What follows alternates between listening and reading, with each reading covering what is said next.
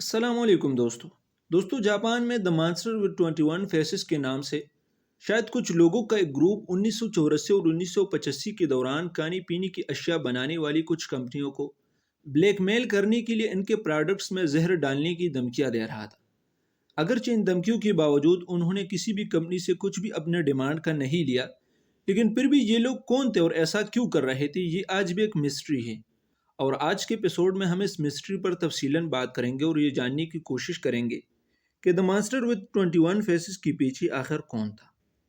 دوستو 18 مارچ 1984 کو کینڈیز بنانے والی کمپنی ایزاکی گلیکو کے ہیڈ کاتسوہیسا ایزاکی کو کسی نے جاپان میں واقع اپنے گھر سے کڈنیپ کر لیا۔ اس کڈنیپنگ سے پہلے اغوا کاروں نے ٹھیک ایزاکی کے گھر کے سامنے دوسرے گھر میں رہنے والی ایزاکی کی ماں کو گن پوائنٹ پر رکھ کر ایزاکی کی گھر کی چابی حاصل کی تھی، جس کی مدد سے وہ بڑی آسانی اور خاموشی سے ایزاکی کی گھر میں داخل ہوئے تھے۔ اسکی ماسک پہنے ان دو بندوق برداروں نے گھر میں گھستی ہی پہلے ایزاکی کی بیوی اور بیٹی کو باندھ لیا اور پھر فون لائنز کاٹ کر ایزاکی کو ڈھونڈنے لگ گئے۔ ایزاکی کی بیوی میکو نے ان بندوق برداروں سے نیگوشیشن کرنے کی کوشش بھی کی، لیکن شاید ان کا مقصد انہیں کسی بھی قسم کا نقصان پہنچانا یا پھر لوٹنا نہیں تھا، اس لیے وہ میکو کی بات پر توجہ دینے کے بجائے ایزاکی کو ڈھونڈنے میں مگن تھے۔ اور کچھ ہی دیر بعد ان بندوق برداروں نے ایزاکی کو اس کے واش روم میں پا لیا تھا، جہاں وہ اپنے باتھ ٹب میں نہا رہے تھے، جس کے بعد ان کڈنیپرز نے اسی حالت میں ایزاکی کو اغوا کر لیا۔ 19 مارچ 1984 کی صبح ہوتی ہی ایزاکی کی کڈنیپنگ کی تحقیقات شروع ہو چکی تھی۔ اس وقت پولیس کے خیال میں ایک بات تو صاف تھی کہ ایزاکی کو اس کے جاننے والے نے ہی اغوا کیا ہے، کیونکہ پولیس کے خیال میں اغوا کاروں کو کیسے پتا تھا کہ ایزاکی کی گھر کی ایک چابی ایزاکی کی ماں کے پاس ہوتی ہے۔ اس لیے پولیس کا ماننا تھا کہ یہ کوئی اپنا ہی تھا جسے ایزاکی کی فیملی کی ترتیب اور روٹین کا پہلے سے پتا تھا، اور اس وجہ سے پولیس نے کڈنیپرز کا اگلا سٹیپ لینے تک ایزاکی کی کڈنیپنگ کو راز ہی رکھا۔ لیکن پولیس کو یہ جاننے کے لیے زیادہ انتظار نہیں کرنا پڑا کہ اغوا کاروں نے گلیکو کمپنی کے مالک کاتسوہیسا ایزاکی کو کیوں کڈنیپ کیا ہے، کیونکہ کڈنیپرز نے شاید پہلے سے ہی ایک نوٹ کرائم سین کے قریبی فون بوتھ میں چھوڑ دیا تھا، جس میں کڈنیپرز نے ایزاکی کو صحیح سلامت چھوڑنے کے بدلے 1 بلین ین لینے کا مطالبہ کیا تھا، جو آج کے حساب سے 8.5 ملین امریکی ڈالرز بنتے ہیں، اور اگر اس فگر کو پاکستانی کرنسی میں کنورٹ کیا جائے تو یہ 1.5 بلین پاکستانی روپے بنتے ہیں، جو کہ بہت بڑی رقم تھی۔ اس کے علاوہ کڈنیپرز نے 100 کلو سونے کی مانگ بھی کی تھی، اور ایک مختصر وقت میں اس ڈیمانڈ کو پورا کرنا بہت مشکل تھا، کیونکہ یہ جاپانی تاریخ میں کڈنیپرز کی اب تک کی جانے والی بہت بڑی مانگ تھی۔ اس سے پولیس اتنا تو سمجھ گئے تھے کہ ایزاکی کو کیوں اغوا کیا گیا ہے، لیکن یہ اب بھی عجیب لگتا ہے کہ اسے ہی کیوں نشانہ بنایا گیا، کیونکہ گلیکو اس وقت ایورج درجے کی کمپنی تھی، مطلب فوڈ انڈسٹری میں اس وقت اس سے بھی بڑی بڑی کمپنیاں موجود تھی، اس لیے انہیں کیوں ٹارگٹ نہیں کیا گیا، اس بات نے تفتیش کاروں کو پریشان کر دیا تھا، اور بعد میں یہ سوال اس کیس کی تفتیش کے دوران اور بھی پراسرار ہوتا گیا۔ مگر شکر ہے کہ پولیس کو ایزاکی کو تلاش کرنے میں اپنا وقت برباد نہیں کرنا پڑا، کیونکہ ٹھیک 3 دن بعد یعنی 21 مارچ 1984 کو کاتسوہیسا ایزاکی کڈنیپرز کی قید سے فرار ہونے میں کامیاب ہو گئے تھے۔ کاتسوہیسا ایزاکی کے مطابق کڈنیپرز نے اسے دریا کے کنارے موجود ایک گودام میں قید کر رکھا تھا، جہاں وہ روزانہ اسے کھانے پینے کے لیے جوس اور بسکٹس دینے آیا کرتے تھے، اور آخر تیسری دن کو انہوں نے موقع پا کر مضبوطی سے باندھی ہوئی رسی کو ڈھیلا کیا اور اسی گودام کے ایک چھوٹے دروازے کو ایک ہی لات میں اکھاڑ کر فرار ہوئی۔ لیکن ایزاکی پولیس کو کڈنیپرز کے بارے میں ایسے کچھ ٹھوس معلومات نہ دے سکے جس سے انہیں پکڑنے میں آسانی ہو، اس لیے کاتسوہیسا ایزاکی تو صحیح سلامت اپنے گھر پہنچ گئے تھے، لیکن پولیس نے کڈنیپرز کو پکڑنے کے لیے پوری شہر میں ناکہ بندی کر لی تھی۔ مگر اس سے ان پراسرار مجرموں کو روکنا ممکن نہیں تھا، جنہوں نے آنے والے ہفتوں مہینوں میں پولیس کو اپنی موجودگی کا احساس دلانے کا فیصلہ پہلے سے ہی کر لیا تھا۔ 8 اپریل 1984 کو ان کڈنیپرز نے پولیس کو اپنا پہلا خط بھیجا تھا، جس میں انہوں نے پولیس کا انہیں نہ پکڑنے پر خوب مذاق اڑایا تھا۔ اس کے علاوہ انہوں نے اس خط میں پولیس کو اس گاڑی کا رنگ بھی بتایا تھا جو انہوں نے ایزاکی کو اغوا کرنے کے لیے استعمال کی تھی، اور ساتھ میں اس سپر مارکیٹ کا نام بھی لیا تھا جہاں سے انہوں نے ایزاکی کے لیے کھانے پینے کی اشیاء خریدی تھی۔ لیکن ان سب معلومات سے پولیس کو اس کیس کو حل کرنے میں کوئی بھی مدد نہیں ملی۔ اس کے علاوہ انہوں نے اس خط کے آخر میں یہ بھی لکھا تھا کہ اگر تم لوگوں کو اور معلومات چاہیے تو اس کے لیے تمہیں اخبار میں ہم سے بھیک مانگنی ہوگی۔ اس کے ساتھ ہی کڈنیپر نے کاتسوہیسا ایزاکی سے ایک بار پھر $4,80,000 کی مانگ کی تھی اور ساتھ میں یہ دھمکی بھی دی تھی کہ اگر ایسا نہیں کیا گیا تو وہ گلیکو کے پروڈکٹس میں سائنائڈ زہر ملا دیں گے۔ اس کی کچھ ہی دن بعد یعنی 10 اپریل 1984 کو گلیکو کے ہیڈ کوارٹر کے پارکنگ لاٹ میں اس مسٹیریس گروپ نے کئی گاڑیوں کو آگ لگا دی تھی اور یہ دھمکی بھی دی تھی کہ وہ ایسی ہی طریقوں سے آنے والے دنوں میں ایزاکی کو نقصان پہنچائیں گے۔ اس کے کچھ ہی دن بعد یعنی 16 اپریل 1984 کو اباراکی شہر میں واقع گلیکو کمپنی کی ایک عمارت سے ہائیڈرو کلورک ایسڈ سے بھرا ہوا ایک پلاسٹک کنٹینر برآمد ہوا تھا، جس کے ساتھ ان مجرموں نے ایک خط بھی چھوڑا تھا جس میں یہ لکھا گیا تھا کہ اگر تم لوگ اس کیل کو روکنا چاہتے ہو تو مطلوبہ رقم فوراً ادا کرو۔ ان مجرموں کی طرف سے اگلا خط 23 اپریل 1984 کو موصول ہوا تھا، جو سنکے اور مینچی دونوں اخبارات کے ساتھ ساتھ کوشین پولیس اسٹیشن کو بھی بھیجا گیا تھا۔ پچھلے کئی خطوں کی طرح اس خط میں بھی ان مجرموں نے پولیس کا خوب مذاق اڑایا تھا اور ساتھ میں یہ بھی بتایا تھا کہ وہ آگ لگانے کے لیے سٹاف انٹرنس سے فیکٹری میں داخل ہوئے تھے اور وہ لوگ ان خطوں کو لکھنے کے لیے پین رائٹر کی قسم کا ٹائپ رائٹر استعمال کرتے ہیں، لیکن ہمیشہ کی طرح یہ معلومات بھی پولیس کی کسی کام کی نہیں تھی۔ مئی 1984 میں اس مسٹیریس گروپ نے گلیکو کمپنی کے ساتھ ساتھ پولیس اور نیوز ایجنسیوں کو باقاعدہ خط بھیجنا سٹارٹ کر لیا تھا، جس میں یہ مجرم خود کو دی مانسٹر ود 21 فیسز کہا کرتے تھے اور یہ نام انہوں نے اپنے لیے ایک جاپانی ناول سے متاثر ہو کر رکھا تھا۔ اس کے ساتھ ہی انہوں نے ایک خط میں گلیکو کمپنی کے پروڈکٹس کو پوٹاشیم سائنائڈ سے لیس ہونے کا اشارہ بھی دیا تھا۔ پوٹاشیم سائنائڈ ایک ایسا زہریلا مادہ ہوتا ہے جسے اگر مناسب طریقے سے بھی استعمال کیا جائے تو یہ ممکنہ طور پر سینکڑوں ہزاروں اموات کا سبب بن سکتا ہے، اور اس کا استعمال یہ مجرم گلیکو کمپنی سے ایک باری رقم کی وصولی کے لیے دھمکی کے طور پر کر رہے تھے۔ اس کے بعد اگرچہ ان مجرموں کو پیسے تو نہیں ملے، لیکن گلیکو کو اس دھمکی کی وجہ سے ایک بھاری نقصان کا سامنا کرنا پڑا، کیونکہ اس کے بعد انتظامیہ نے گلیکو کمپنی کو اپنی مصنوعات مارکیٹ سے ہٹانے پر مجبور کیا تھا، جس کے نتیجے میں کمپنی کو $21 ملین کی مالیت کی مصنوعات مارکیٹ سے ہٹانے پڑے تھے، اور اس کے ساتھ ہی گلیکو کے سیلز میں بھی $130 ملین کی کمی دیکھی گئی تھی، اور اس وجہ سے اس کمپنی کو مجبوراً 1000 ملازمین کو کام سے نکالنا پڑا تھا۔ اس کے بعد گلیکو کمپنی نے جب مارکیٹ سے واپس آئے ہوئے اپنی مصنوعات کو ٹیسٹ کیا تو انہیں اس میں کسی بھی قسم کا زہر نہیں ملا، اس لیے بعد میں معلوم ہوا کہ یہ دی مانسٹر ود 21 فیسز کی سوچی سمجھی چال تھی جس کے ذریعے وہ گلیکو کمپنی کو دھمکانا چاہ رہے تھے، لیکن پولیس ہمیشہ کی طرح اس بار بھی مجرموں کو پکڑنے میں ناکام رہی۔ البتہ پولیس کو گلیکو کے پروڈکٹس مارکیٹ سے ہٹانے کے دوران ایک سٹور کی CCTV کیمرے سے ایک آدمی کی فوٹیج ملی تھی جس میں وہ سٹور کی الماریوں میں گلیکو کی کینڈیز لگا رہا تھا۔ چونکہ وہ سٹور کا بندہ نہیں تھا، اس لیے پولیس کا خیال تھا کہ یہی آدمی دی مانسٹر ود 21 فیسز کے پیچھے ہو سکتا ہے، اس لیے اگرچہ اس ویڈیو ٹیپ کی کوالٹی خراب بھی تھی لیکن پھر بھی پولیس نے اسے پبلک کرنے کے لیے نیوز ایجنسیوں کو بھیج دیا تھا، اس خیال سے کہ کوئی اس شخص کی شناخت کر لے گا، مگر بدقسمتی سے اس شخص کا ابھی تک کوئی پتہ نہیں چل سکا کہ وہ کون تھا اور اس وقت اصل میں وہاں کیا کر رہا تھا، لیکن خیر یہ آدمی آج بھی سسپیکٹ کے طور پر دی ویڈیو ٹیپڈ مین کے نام سے اس کیس کا حصہ ہے۔ دی مانسٹر ود 21 فیسز نے جون 1984 تک گلیکو کمپنی کے خلاف اپنی یک طرفہ جنگ جاری رکھی، جس نے بہت کم وقت میں گلیکو کمپنی کو آسمان سے زمین پر گرا دیا تھا، لیکن اسی سال 26 جون کو دی مانسٹر ود 21 فیسز نے پریس کو بھیجے گئے خط میں لکھا تھا کہ گلیکو نے ہمارا ظلم بہت سہ لیا، اس لیے اب ہم اسے معاف کرتے ہیں، اور اس طرح گلیکو اور دی مانسٹر ود 21 فیسز کا جنگ یہاں آ کر ختم ہوا۔ لیکن پولیس کے ساتھ ساتھ اس کیس پر کام کرنے والے دوسرے لوگوں کو بھی دی مانسٹر ود 21 فیسز کے اس فیصلے نے حیرانی میں ڈال دیا تھا، کیونکہ گلیکو کمپنی نے تو ہر بار ان کے مطالبات ماننے سے انکار کیا تھا، تو پھر کیسے ان لوگوں نے گلیکو کمپنی کو فری میں بخش دیا تھا۔ لیکن خیر یہ کھیل ابھی ختم نہیں ہوا تھا، کیونکہ اس کے بعد دی مانسٹر ود 21 فیسز نے دوسری کمپنیوں کو دھمکیاں دینا شروع کیا، جن میں کینڈی بنانے والی کمپنی موری-ناگا اور فوڈ کمپنی مرودائی بھی شامل تھی۔ گلیکو کمپنی کو بخش دینے سے کچھ ہی ہفتے پہلے دی مانسٹر ود 21 فیسز نے مرودائی کو بھی دھمکیاں دینا شروع کیا تھا، اور گلیکو کو معاف کر دینے کے دن ہی انہوں نے مرودائی سے 50 ملین ین ادا کرنے کا مطالبہ کیا تھا، اور یہ بھی کہا تھا کہ اگر وہ اس بات پر راضی ہو جاتے ہیں تو ٹھیک 2 دن بعد اوساکا سے کیوٹو جانے والی ٹرین کے ذریعے رقم ہمیں کیسے پہنچانی ہے یہ ہم بتا دیں گے۔ اس لیے 28 جون 1984 کو ایک پولیس افسر مرودائی کا ملازم بن کر کیوٹو جانے والی ٹرین میں سوار ہوا۔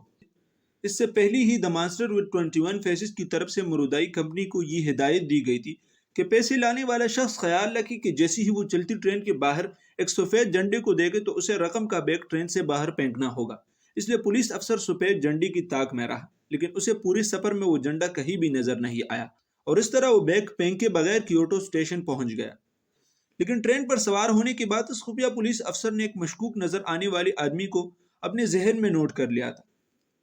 جو اوساکا سے کیوٹو تک اس پولیس افسر کو چور نظروں سے دیکھتا رہا، اور پھر جب اس افسر نے واپسی پر کیوٹو سے اوساکا کے لیے ٹرین پکڑی تب بھی وہ آدمی اس کا پیچھا کر رہا تھا۔ لیکن اوساکا پہنچ کر جیسے ہی اس افسر نے اپنے دوسرے ساتھی افسر کو اس آدمی کے پیچھے لگا دیا تو وہ پھر سے کیوٹو جانے والی ٹرین پر چڑھ کر غائب ہوا۔ اس کے بعد پولیس نے اس شخص کو سسپیکٹ سمجھ کر بہت ڈھونڈا، لیکن وہ کون تھا اور اس افسر کا پیچھا کیوں کر رہا تھا اس بارے میں کچھ پتہ نہیں چل سکا۔ لیکن خیر، یہ آدمی بھی دی ویلیو ٹیپڈ مین کی طرح سسپیکٹ کے طور پر دی فاکس آئیڈ مین کے نام سے اس کیس کا حصہ ہیں، کیونکہ اس خفیہ پولیس افسر کے مطابق اس آدمی کی آنکھیں لومڑی کی آنکھوں جیسی تھی۔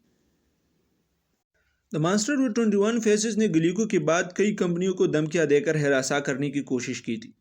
لیکن ان سب میں زیادہ نقصان کینڈیز بنانے والی کمپنی موریناگا کو اٹھانا پڑا تھا۔ اکتوبر 1984 میں جاپان کی کئی نیوز ایجنسیوں کو ایک خط موصول ہوا تھا جس میں گلیکو کی طرح موریناگا کے مصنوعات میں بھی زہر ہونے کا دعویٰ کیا گیا تھا۔ اس خط میں دی مانسٹر وتھ 21 فیسز نے پوری جاپان کے ماؤں کو مخاطب کر کے لکھا تھا کہ خزاں میں جب بھوک تیز ہوتی ہے تو کینڈیز بہت مزیدار ہوتی ہے۔ جب آپ سوچتے ہیں کہ کینڈیز، تو چاہے آپ کچھ بھی کہیں، یہ موریناگا ہے جس کی مصنوعات میں ہم نے کچھ خاص ذائقہ شامل کیا ہے۔ پوٹاشیم سائنائڈ کا ذائقہ تھوڑا کڑوا ہوتا ہے، لیکن اس سے دانت خراب نہیں ہوں گے، اس لیے اپنے بچوں کے لیے یہ کینڈیز ضرور خریدیں۔ ہم نے ان کڑوی کینڈیز پر ایک نوٹ لگا دیا ہے کہ ان میں زہر ہے۔ ہم نے ہاکاتا سے ٹوکیو تک ایسے کچھ 20 باکسز دکانوں میں تقسیم کر رکھے ہیں۔ یہ خط پڑھ کر پولیس نے جاپان کے شہروں میں اپنے ہزاروں بندے لگا کر دکانوں کی تلاشی شروع کر دی تھی، جس کے نتیجے میں 1 درجن سے بھی زیادہ ایسے باکسز برآمد ہوئے جن پر ڈینجر سائنائڈ کا لیبل لگا ہوا تھا۔ یہ پیکیجز اوساکا، کیوٹو اور ناگویا کی دکانوں سے برآمد ہوئے تھے، جس میں تقریباً 6 پیکیجز میں پوٹاشیم سائنائڈ کا زہر سچ میں موجود تھا۔ اس کے ساتھ ہی دی مانسٹر وتھ 21 فیسز نے یہ دھمکی بھی دی کہ اگلی بار کسی بھی پروڈکٹ پر یہ لیبل نہیں ہوگا۔ اس لیے موریناگا کے سیلز میں اس کے بعد 60% تک کمی دیکھی گئی، اور اس وجہ سے موریناگا کو ڈوبنے سے بچانے کے لیے جاپانی حکومت کو خود آگے آنا پڑا، جس نے کئی سرمایہ کاروں کو موریناگا کے مصنوعات اور سٹاکس خریدنے کے لیے تیار کرنے کی کوشش کی، لیکن افسوس کہ وہ موریناگا کو اس لاس سے نہ بچا سکے۔ اس کے بعد نومبر 1984 میں دی مانسٹر وتھ 21 فیسز نے ہاؤس فوڈ کارپوریشن کو ہراساں کرنا شروع کیا۔ اس کمپنی کو بھیجے گئے خط میں لکھا گیا تھا کہ ہم گلیکو اور موریناگا کے واقعات میں ملوث مجرم ہیں، اس لیے اگر آپ ایک اور گلیکو اور موریناگا نہیں بننا چاہتے تو نقد رقم نکال لیں، اور اگر آپ نے اس خط کا جواب نہیں دیا تو ہم آپ کے مصنوعات میں بھی زہر ملا دیں گے۔ اسی ہی طریقے سے کئی ہفتوں تک ہراساں کیے جانے کے بعد آخر ہاؤس فوڈ کارپوریشن نے دی مانسٹر وتھ 21 فیسز کو 100 ملین ین دینے کا فیصلہ کر لیا تھا، اور اس رقم کے حصول کے لیے دی مانسٹر وتھ 21 فیسز نے ہاؤس فوڈ کارپوریشن کو ہدایت دی تھی کہ وہ رقم لے کر مقررہ مقام پر پہنچے جہاں ایک کوڑے دان پر مخصوص نشان کا سفید کپڑا پڑا ہوگا۔ لیکن چونکہ اس پلین میں پولیس والے بھی شامل تھے جو خفیہ طور پر رقم پہنچانے والی کار کا پیچھا کر رہے تھے، اس لیے جیسے ہی رقم پہنچانے والا آدمی اس کوڑا دان کے پاس پہنچا تو اسی نشان کا سفید کپڑا زمین پر پڑا ہوا تھا، جو اس بات کی طرف اشارہ کر رہا تھا کہ سودا ختم ہوا۔ لیکن اس سے 1 گھنٹے پہلے اس ڈراپ آف مقام سے 50 میٹر کے فاصلے پر ایک مشکوک اسٹیشن ویگن کھڑی تھی، جس کے قریب پہنچ کر ایک پولیس افسر جو اس خفیہ مشن کا حصہ نہیں تھی یہ جاننے کی کوشش کی کہ وہ کیوں اتنے وقت سے یہاں کھڑا ہے، لیکن پولیس والی کا کچھ پوچھنے سے پہلے ہی وہ ڈرائیور وہاں سے بھاگ نکلا۔ اگرچہ اس پولیس افسر نے اس کا پیچھا بھی کیا تھا، لیکن بدقسمتی سے وہ اسے نہ پکڑ سکا، مگر جب بعد میں پولیس نے اس گاڑی کی تلاشی لی تو انہیں معلوم ہوا کہ یہ ایک چوری کی گئی کار تھی جس میں کسی نے پولیس ریڈیو بھی نصب کیا تھا۔ اس لیے پولیس کے مطابق یہ دی مانسٹر وتھ 21 فیسز کا ہی کام تھا، جنہوں نے پولیس کی باتیں سننے اور ان پر نظر رکھنے کے لیے یہ ریڈیو کار میں لگا رکھا تھا، اور پولیس کے مطابق اس کار میں وہی دی فاکس سائیڈ مین تھا جس نے اس سے پہلی ٹرین میں بھی پولیس افسر کا پیچھا کیا تھا۔ اس لیے جنوری 1985 میں پولیس نے دی فاکس سائیڈ مین کا ایک اسکیچ فوٹو پبلک میں اس امید سے جاری کر دی کہ کوئی اس شخص کی شناخت کر لے گا، کیونکہ دی فاکس سائیڈ مین کو پچھلے 2 ڈراپ آف مقامات پر دیکھا گیا تھا، لیکن اس کے باوجود بھی پولیس ان مجرموں کو پکڑنے میں ناکام رہی، اور اسی وجہ سے عوام نے پولیس کے مسلسل ناکام ہونے پر ان پر تنقید کرنا شروع کر دیا تھا۔ اس بارے میں ایک اخبار کے فرنٹ پیج پر طنزاً یہ بھی لکھا گیا تھا کہ ہمیں کوئی ایسا کیس یاد نہیں جس میں مجرموں نے پولیس کو بیوقوف بنایا ہو، اور یہ اسی کیس کی طرف اشارہ تھا۔ اس کے بعد عوام نے پولیس حکام سے مطالبہ کیا کہ اس کیس پر کام کرنے والی پولیس افسران ریزائن کر لے یا کیس سے ہٹا دیے جائے تاکہ دوسری پولیس افسران اس کیس کو حل کرنے کی طرف لے جائے۔ اس مطالبے کے پیش نظر اس کیس پر کام کرنے والوں کے ہیڈ شوجی یاما ماتو کو ان کے عہدے سے ہٹایا گیا، جس کے بعد یہ کیس قومی پولیس ایجنسی کو سونپ دیا گیا۔ لیکن شوجی یاما ماتو نے اس کیس میں ناکامی کو شاید اپنے دل پر لے لیا تھا، اس لیے اس بارے میں انہوں نے عوام سے معافی مانگی اور 7 اگست 1985 کو اپنے عہدے سے ہٹائے جانے کے کچھ ہی دن بعد انہوں نے اپنے گھر میں خود کو آگ لگا کر خودکشی کر لی۔ اس کے بعد 12 اگست 1985 کو دی مانسٹر وتھ 21 فیسز نے میڈیا کو اپنا آخری خط بھیجا تھا، جس میں انہوں نے شوجی یاما ماتو کی خودکشی پر افسوس کا اظہار کرتے ہوئے لکھا تھا کہ ہم اس کھیل کو یہاں روک رہے ہیں، اس لیے اگر اس کے بعد کوئی ہمارا نام لے کر کسی کمپنی کو دھمکی دے تو وہ ہم نہیں ہوں گے۔ اور اس طرح اس کے بعد دی مانسٹر وتھ 21 فیسز کی طرف سے نہ پھر کسی کو کوئی دھمکی ملے اور نہ ہی کوئی خط۔ لیکن پھر بھی کئی سالوں تک پولیس نے ان مجرموں کی تلاش جاری رکھی اور دی ویڈیو ٹیپڈ مین کی فوٹیج اور دی فاک سائڈ مین کی اسکیچ فوٹو کے بعد انہوں نے دی مانسٹر وتھ 21 فیسز کی طرف سے کی جانے والی ایک کال ریکارڈنگ بھی عوام میں جاری کر دی، جس میں ایک عورت اور بچی کی آواز میں فروختی کی رقم کا مطالبہ کیا گیا تھا، لیکن آج تک کسی نے ان آوازوں کو پہچاننے کا دعویٰ نہیں کیا، اس لیے وہ لوگ کون تھے اور ایسا کیوں کر رہے تھے یہ آج بھی ایک مسٹری ہے۔ اور اب بات کر لیتے ہیں اس مسٹری کی کچھ اہم تھیوریز کے بارے میں۔ تو پہلی تھیوری کے مطابق دی مانسٹر وتھ 21 فیسز کے پیچھے جاپان کے کچھ ایسے سیاستدان اور سرمایہ کار ہو سکتے ہیں جنہوں نے ذاتی فائدے کے لیے ان کمپنیوں کو ہراساں کیا ہوگا، مطلب انہوں نے پہلے ان کمپنیوں کے شیئرز مہنگے داموں میں بیچے ہوں گے اور پھر انہوں نے وہی شیئرز واپس سستے داموں میں خریدنے کے لیے یہ کھیل رچایا ہوگا، کیونکہ دی مانسٹر وتھ 21 فیسز نے کبھی بھی کسی بھی کمپنی سے مطلوبہ رقم حاصل نہیں کی اور نہ ہی پولیس کے خیال میں وہ کبھی رقم لینے کی جگہ آئے بھی۔ اس کے علاوہ تفتیش کاروں کا یہ بھی خیال تھا کہ یہ جاپانی اکانومی کو غیر مستحکم کرنے کی کوشش میں شمالی کوریا کی حکومت کی طرف سے ایک خفیہ سازش بھی ہو سکتی ہے، کیونکہ ان کے خیال میں شمالی کوریا نے پہلے بھی کئی ممالک پر ایسے حملے کرنے کی کوشش کی تھی۔ دوسری تھیوری کے مطابق دی مانسٹر وتھ 21 فیسز کے پیچھے ایسے لوگ ہو سکتے ہیں جو جاپان کی فوڈ کمپنی سے بدلہ لینا چاہ رہے ہوں، کیونکہ موریناگا جو بچوں کے لیے ڈرائی ملک تیار کرنے کے لیے بھی جانی جاتی ہے، دی مانسٹر وتھ 21 فیسز کے حملے سے کچھ 30 سال پہلے یعنی 1955 میں اس کے ڈرائی ملک میں ارسینک زہر پایا گیا تھا، جس کی وجہ سے 138 بچوں کی موت واقع ہوئی تھی اور 12,000 بچے اس ڈرائی ملک کے استعمال سے کئی دوسری جسمانی بیماریوں کے شکار بھی ہوئے تھے۔ اس لیے کچھ لوگوں کا خیال تھا کہ ہو سکتا ہے کہ دی مانسٹر وتھ 21 فیسز کے پیچھے وہی متاثرہ بچے ہو جو جاپانی فوڈ انڈسٹری سے بدلہ لے رہے ہو، اگرچہ اس کیس میں اس بارے میں ایسے کچھ خاص ثبوت نہیں ملتے جس سے ایسی کسی نتیجے پر پہنچا جائے، لیکن میرے خیال سے یہ تھیوری 70% تک ٹھیک ہو سکتی ہے،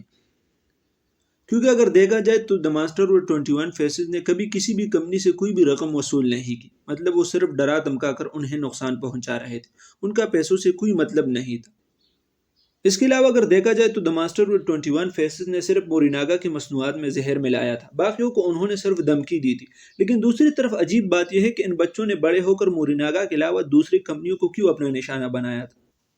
اب بات کر لیتے ہیں اس کیس کے تیسرے اور آخری تھیوری کے بارے میں، جو اس کیس کے ایک اہم سسپیکٹ منابو میازاکی کے بارے میں ہے۔ منابو میازاکی اس کیس کے سسپیکٹ ہونے سے پہلے بھی کئی جرائم میں ملوث تھے اور اس وجہ سے انہیں کئی بار پولیس نے گرفتار بھی کیا تھا۔ اس کے علاوہ دی مانسٹر وتھ 21 فیسز کے جرائم کا سلسلہ شروع ہونے سے ایک دہائی پہلے یعنی 1975 اور 76 میں منابو میازاکی گلیکو کے ساتھ مزدوروں کے ایک تنازع میں بھی ملوث تھے، اور تو اور وہ گلیکو کے صنعتی فضلے یعنی انڈسٹریل ویسٹ کو صاف پانی میں بہانے کے خلاف چلائے جانے والے مہم کا حصہ بھی رہ چکے تھے۔ ان سب کے بعد منابو میازاکی کی شناخت اس کیس میں سسپیکٹ کے طور پر تفتیش کاروں نے دی فاک سائڈ مین کی اسکیچ فوٹو جاری کرنے کی بات کی تھی، کیونکہ یہ اسکیچ فوٹو دیکھنے کے بعد منابو میازاکی کی ماں نے خود یہ دعویٰ کیا تھا کہ یہ اسکیچ فوٹو اس کی بیٹی کی ہے، لیکن اس کے علاوہ کوئی بھی ٹھوس ثبوت نہ ہونے کی وجہ سے منابو میازاکی کو پولیس نے کبھی گرفتار نہیں کیا۔ لیکن خیر، آج بھی منابو میازاکی کئیوں کے خیال میں اس کیس کے ایک اہم سسپیکٹ ہے۔ اس کے علاوہ پولیس کے پاس نہ کوئی ثبوت ہے نہ کوئی سسپیکٹ، اس لیے اسٹیچو آف لمیٹیشن کی مدت ختم ہوتی ہی یہ کیس 13 فروری سن 2000 کو کسی نتیجے پر پہنچے بغیر بند کر لیا گیا۔ لیکن اسٹیچو آف لمیٹیشن کے ایکسپائر ہونے سے کچھ سال پہلے پولیس نے اس کیس کو حل کرنے کے لیے اپنے لاکھوں پولیس افسران اس کیس پر لگا رکھے تھے تاکہ کیسی بھی کر کے اس کیس کو حل کیا جائے، اور اس دوران انہوں نے 28,000 ٹپس کا پیچھا بھی کیا، لیکن آج تک اس کیس میں پولیس کو کچھ ایسا ہاتھ نہ لگ سکا جس سے اس کیس کا کوئی نتیجہ نکالا جا سکے، اس لیے یہ کیس آج بھی انسالوڈ ہے۔